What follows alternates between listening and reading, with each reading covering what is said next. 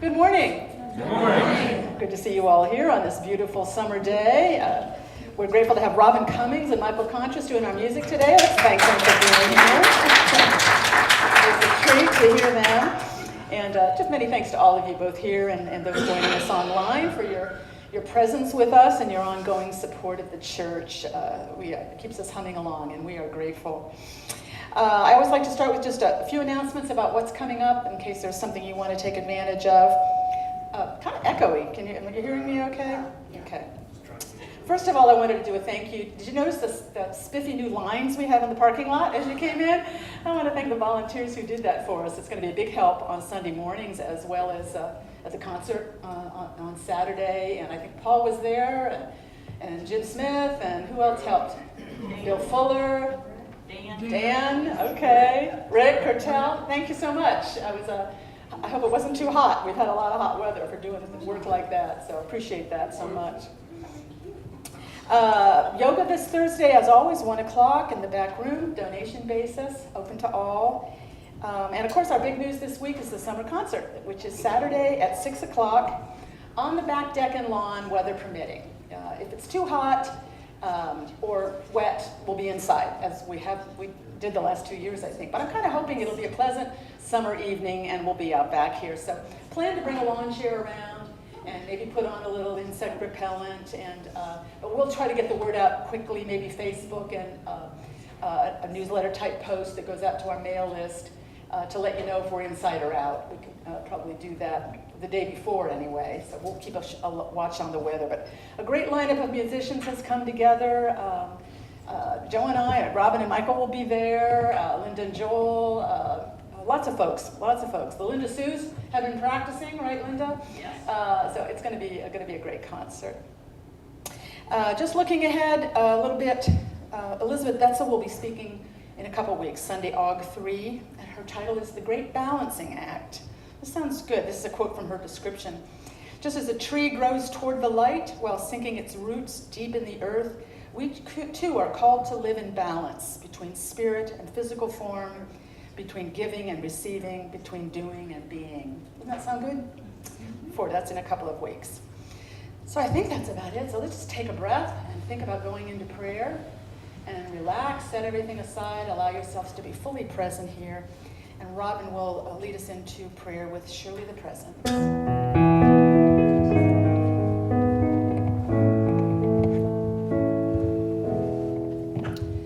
Surely the presence of the Lord is in this place. I can feel the mighty power and the grace. I can feel the brush of angels' wings. I see glory on each face. Surely the presence of the Lord is in this place. Surely the presence of the Lord is in this place. I can feel the mighty power and the grace. I can feel the brush of angels' wings. I see glory on each face. Surely the presence of the Lord is in this place. Take a breath and allow ourselves to become even more centered and still and alert to that power and presence that abides within us, each one, unfailingly. That center within us that is the source of all our good, renewing life, steadying peace, healing energy, wisdom, flowing through us, available to us at all times. We are keenly aware of that center within us in this moment of prayer. And we affirm our awareness that this center of great stillness and power and love abides within each one of us within all living beings everywhere. Not one of us is separate from the love of God. We affirm that truth for everyone we are lifting up in prayer this morning. All those in need of healing this morning, or comfort, or guidance. We know that God is with them in this very moment, seeking to lead them in the path of life and of hope and of peace. So we give thanks in this moment as we begin to come out of prayer, affirming that presence is with us always and that we are alert to its guidance and direction. Thank you, God, for your unfailing presence in our very midst. Amen. All right. Robin's going to do, and Michael are going to do a favorite song. Haven't heard it in a while, by Jan Garrett and J.D. Martin, called Down in My Soul.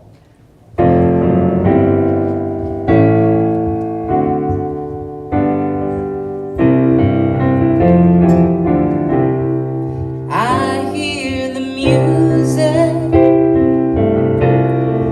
down in my soul. I hear the music down in my soul. Oh, I hear the music down in my soul. And the whole wide world is my home. I got a new day I've got a new day down in my soul. I got a new day down in my soul. Down in my soul. I got a new day I've got a new day down in my soul. down in my soul. And the whole wide world is my home. I love the silence down in my soul. I love the silence down in my soul. I love the silence down in my soul. And the whole wide world is my home. I feel the power I feel the power down in my soul. down in my soul. I feel the power, Feel the power yeah, down in my soul. down in my soul. I feel the power Feel the power down in my soul. down in my soul. And the whole wide world is my home. And the whole wide world is my home.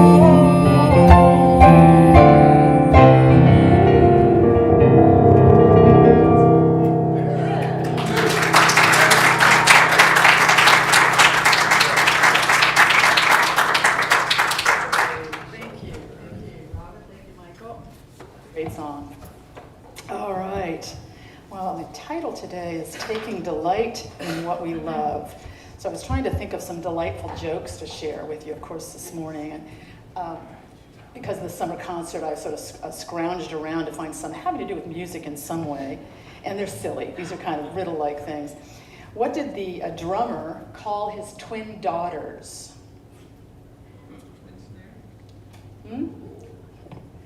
Anna 1, Anna 2. I thought that was kind of cute. Okay, all right. What vegetable is the best singer? What vegetable is the best singer? Corn, because it's always in hominy. Hominy is kind of a word for corn. All right. You might know this one. What's the difference between a musician and a mutual fund? Money's. Yeah. A mutual fund eventually matures and earns money. Yeah.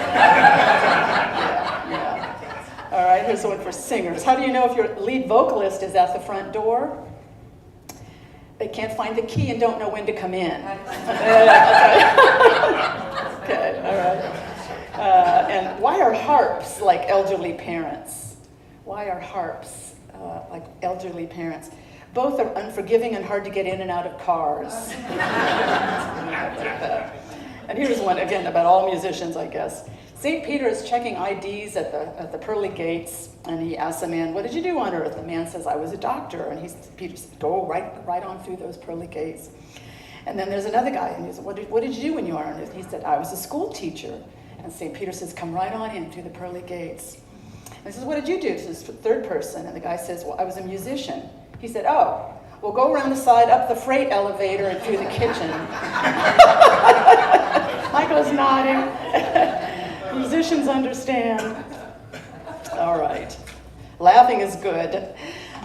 Talk is taking delight in what we love.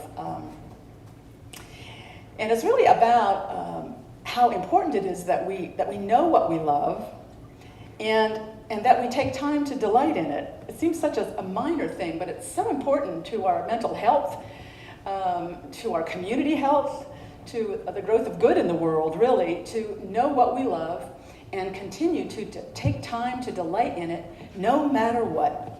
No matter what's going on, no matter the state of the world, no matter how bad the news, it's so critically important that we know what we love and take delight in it regularly.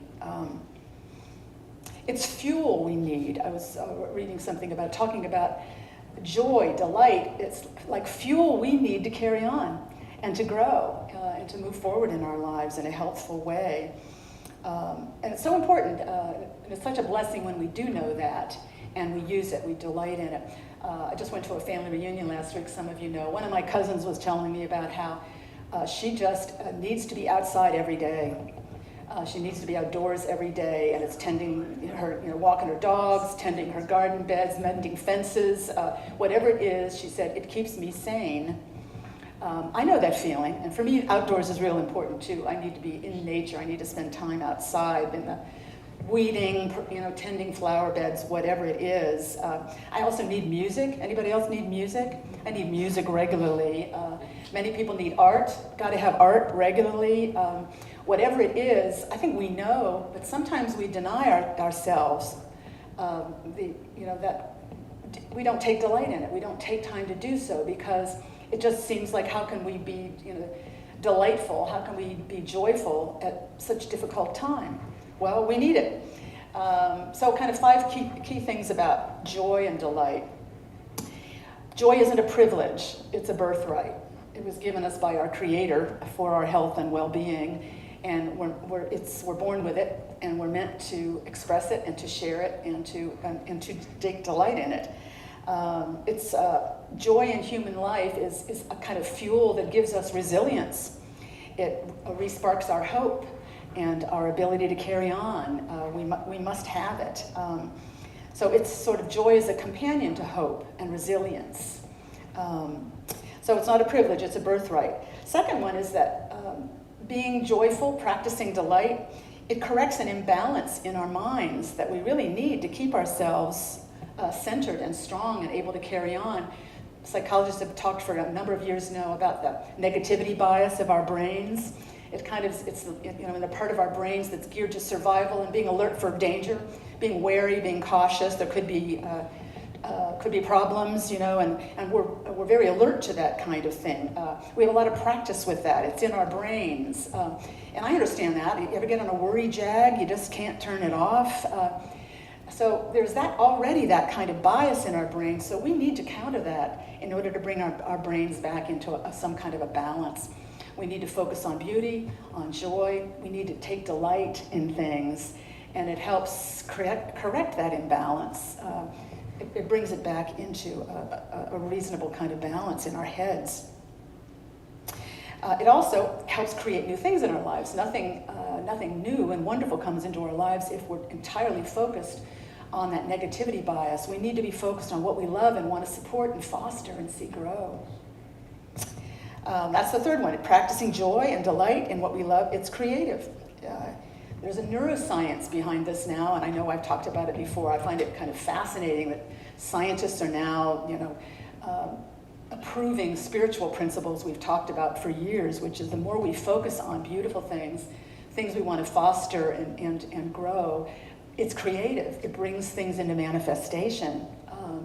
It's formative. It's one of our unity principles that, our thoughts and feelings, where we are in our consciousness, is formative. It brings things into existence. It manifests in our lives. So it's creative. Fourth one is that delighting in what we love is a choice. It's always a choice we can make or not make. In the face of discouragement or despair, it's a calling, it's a practice, it's something we choose. It's like a muscle. And the more we use that muscle, like any muscle, the more we flex it and the more we strengthen it. And the stronger it gets, our ability to be hopeful, to be joyful, even in challenging times. So we have to kind of remind ourselves of that. Joy is an important practice. And that's the fifth one, is delight is not dependent on perfection. Taking delight, having joy, doesn't require everything to be perfect, to be right. It's not a black and white issue. I always like this. It's a guy named Ross Gay. I might have quoted him before. He wrote a book called Book of Delights. It was about he spent a whole year just tracking a delight every day and recording it, and it really changed his whole life. But he talked about the etymology of the word delight, which as an old English major, I find very interesting. Delight, looking at the parts of the word, like D is for, it means both of light, like in French, it's always de means of something. It means of light, but it also means no light. To delight would be to take the light away or something like that. So it's kind of built right into the word delight that it's kind of a both-and proposition. And it works that way in our lives, that even in difficult times, challenging times, we can find delight. We can find delight, and that's really something that comes with a maturity. He talks about adult joy. Adult joy is the awareness of that sometimes even in difficult times, sorrowful times, there are still moments of joy that give us fuel to carry on. There are still moments of delight that we can take, that be grateful for and be strengthened by. Adult joy knows that suffering and loss always live close by life and love. I think that's true, and I think that's our experience quite often. I told Joe I was going to tell a little story about his mom, Irene. We were blessed to have with us a long time. She lived to 99 and was a great lover of life. She took delight in life a lot. Her last 12 years or so, she lived in a retirement community and got a little more help as with power chairs and things like that as she went along, but maintained her independence most of that time, up to 99. And she loved her experience. She took delight every day, made lots of new friends. They would go on the retirement center bus to go to happy hour somewhere, They had a red hat group for a while. I know we have pictures somewhere of her red hat group going for lunch at White Castle, that's right. Great pictures. Had a grand time. She loved her friends. She had a lot of friends, and it's one of the things I always thought was so charming. She liked her birthday cards that she got from her friends so much. She would arrange all her birthday cards on her table and take photos of them. So we have a lot of these photos around still, pictures of birthday cards. She loved her life. She delighted in life, and we were blessed that she passed fairly peacefully toward the end at a I think it was the Sanctuary, someplace near our home in Dublin. But in those final days when she was mostly sleeping, at one point Joe and I were both around the bed, and she kind of sat up at one point and she said, "I'm ready." And we were like, wow, it's a somber moment, and we kind of, and that was just so still. One of us said, maybe Joe said, "Ready for what?" And she said, "Dinner."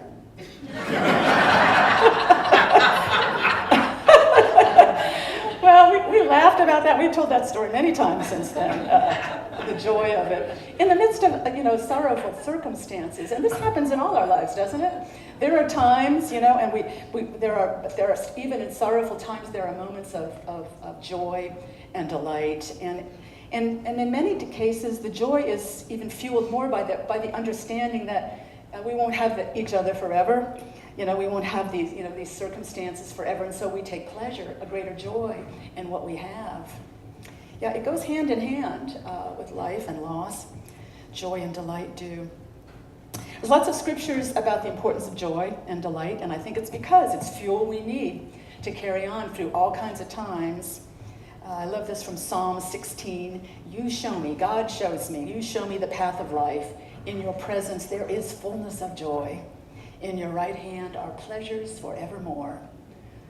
Joy is a gift from God. Pleasures as a gift from God. We're meant to have it. It's our birthright. And of course, Jesus declared this as his mission in many ways. In John 15, he says, as the Father has loved me, so I have loved you. And I have said these things to you, these teachings, so that my joy may be in you and that your joy may be complete. Jesus wanted to bring joy to all those around him, all his disciples, with his teachings. God is all about joy. God's gift to us as joy. We need to remember that when we're feeling like, I can't be joyful, there's nothing to do delight in right now. And remember, it's a practice. We can choose it, and we can practice it, and we can be richly blessed by that. The practice of delight, I think we have lots of models and mentors in this all around us. It is something we can and do practice every day. Ross Gay, in his book, he noticed, we are always practicing something. The question is what? Where's our focus? I've had days where it seems like I'm practicing being miserable. I'm practicing being worried. Has anyone else had a day where they're just really practicing worry a whole lot? I'm really good at that. But I can also decide to choose that, and decide I'm going to practice delighting in things today. I'm going to practice being aware of blessings today as I move around. I'm going to practice doing what I love, which brings me delight. Another thing that happened at my family reunion last week, one of my cousin's husband, he's a lawyer, a former judge in the county where they live, and he has a passion for haiku, for writing poetry, particularly haiku. And he's writing it all the time. He wrote it all through his career on the bench, wherever. He presented us with some of his haiku at our reunion last week, sharing his delight in what he loves. And he's just recovered from heart surgery, too, after a tough year. Whatever the challenges are, we keep doing what we love because it's fuel we need. For him, it was poetry as fuel. But it makes me think of a lot of other people. When we were in the Harmony Project choir, as Lana is, and I think we heard her most recently at your most recent concert, Judge Kim Cocroft was singing. You're in the choir too, Robin, with her amazing voice. She's a judge on a bench still, I think, and she must deal with a lot of challenges and hardships and difficult things in her day job. But all around the edges, she sings. She sings probably in church. She sings evenings and weekends. She sings with the Harmony Project choir, singing, inspiring others, lifting other people up with her beautiful voice. It's what she loves, and she delights in it. Music as fuel, poetry as fuel. It can be all kinds of things.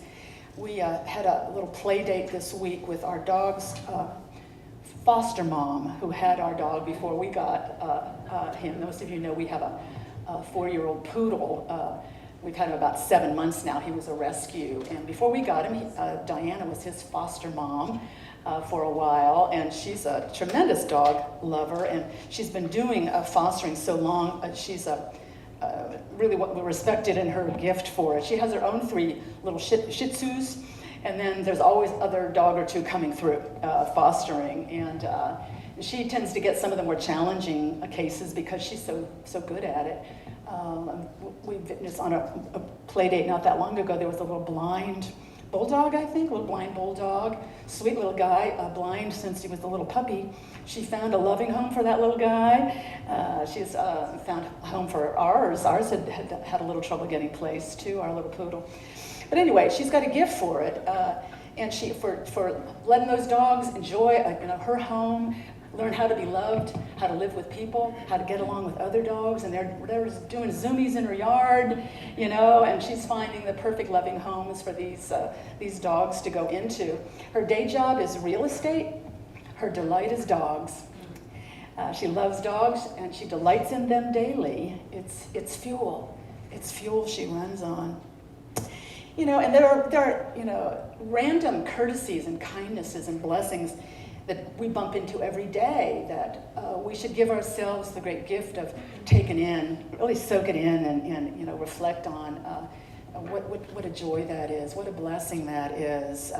You know, somebody being really nice in a checkout line, you know, that can change your day. It can change the checkout person's day. It happens really routinely. We have an incredible power we often don't tap into to really make each other's days by little random acts of kindness and courtesy. And there are, you know, especially nowadays with social media, we bump into these little inspiring stories all the time that can really provide a tremendous uplift, can fill our days with all kinds of delight if we focus on them. One of my favorites this past week, a story I stumbled on, was about a disabled veteran. It sounded like he had some kind of PTSD. And he had a service dog, a golden retriever, dear to our hearts, golden retrievers. That was his service dog. And he needed that dog with him for stability and calmness. And he was having a lot of trouble finding a job, and he really needed a steady employment. And was having trouble finding it, although he was a hard worker, a lot of initiative. But he went into just the right place, some Lowe's store in Abilene, Texas, I guess it was. Some of you might have seen the story yourself. And this Lowe's person, seeing his initiative and his just, you know, desire to do steady employment, his gifts, his intelligence, hired him and his golden and his service dog, hired them both to work at the store. And they both equipped with Lowe's vests they wear, and they're even very careful about, you know, where would Charlotte, I think is the golden, what Charlotte would have a comfortable place to lie down and rest during the work day when he was working alongside Clay, and it worked out both. I don't know whether Charlotte got a salary. I know Clay did, but they both got hired. And of course, anybody in the store, lots of joy. Oh, I think what great PR for Lowe's! Isn't this wonderful that they hired this veteran and his service dog? It's like the workplace all of a sudden became full of a lot of positive comments from customers, a lot of ripple effects from that kindness, a lot of fuel for all of us from those kind of kindnesses, and as we learn about them. So I think that's what we sometimes forget, is about how this is fuel we need, how important joy and delight are for us.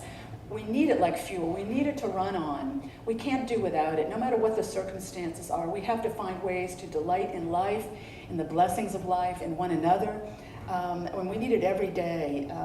And we can do it every day. Ross Gay, in his Book of Delights, he focused on all kinds of things. It could be your taste of that first cup of coffee in the morning, or it could be that sour cream donut you are looking forward to sinking your teeth into. That's my favorite donut. Anyone else have a sour cream donut? Or it could be the sight of that swallowtail butterfly visiting one of your flowers in the perennial beds, or the way your dog spins in happy circles when he's about to go out on a walk. That's some of ours, but you've all got them too. We all have them in our lives. These little daily delights that we need to soak up. And the more we do it, like Ross Gay doing that for a whole year, his Book of Delights, he says you develop a delight radar where you just get better and better at it. You get better and better at it. You could call it a blessing radar, anything like that. The more we train ourselves, the more we practice to look at delights today, to focus on, to do what I love and delight in it, to focus on the little delights in every day, in the things that happen or that we witness. The stronger that delight radar gets, the more it corrects that imbalance in our heads, and the more we're able to contribute to the good in the world, instead of adding more worry to it, which we all do sometimes. So that's our, if you choose to do it, this is our work maybe, is to focus on, building our delight radar, work on that a little bit. We can all improve our receptivity. That radar can get better and better at finding what we love and delighting in it, and it can be a blessing to us all. Amen? Amen. Let's take that into prayer for a moment and just hold that truth in our minds and hearts. This gift of God, this capacity for joy and delight at all times and in all places throughout our lives. We accept it with gratitude. We feel blessed by it, and we remind ourselves to practice it day by day through the week before us and all the weeks to come. We will experience and enjoy, track the blessings of life. We will give thanks for them. We will build our delight radar, and we will be grateful and joyful. And so it is. Amen.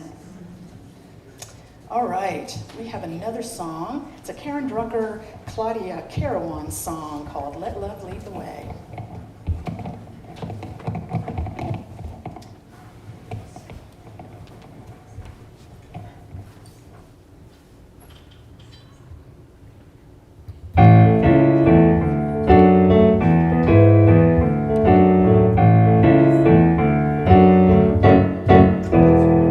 When the world does not go my way, when there's roadblocks in the way, when I feel so all alone, these words will bring me home.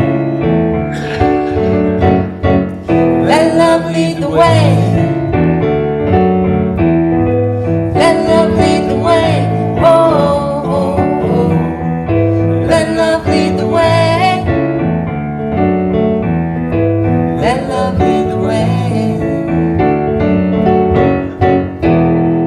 When we can't see eye to eye, no matter how we try, when we need some harmony, just sing along with me. Sing along. Let love lead the way. Let love lead the way. Oh, oh, oh. Let love lead the way. Let love lead the way. In everything, love will be the gift I bring. Give it and receive, straight from the heart.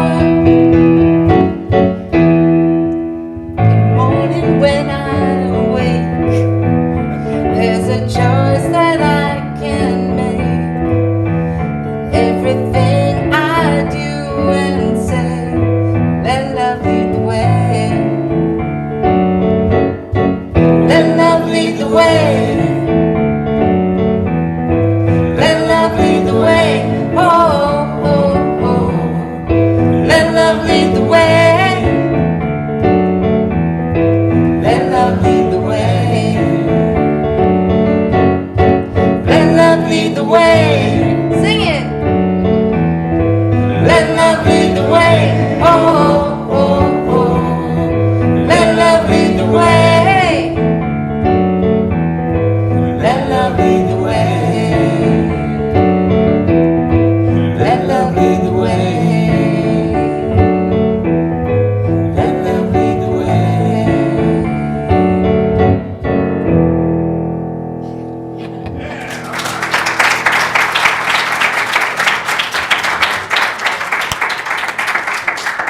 Thank you guys, that was nice.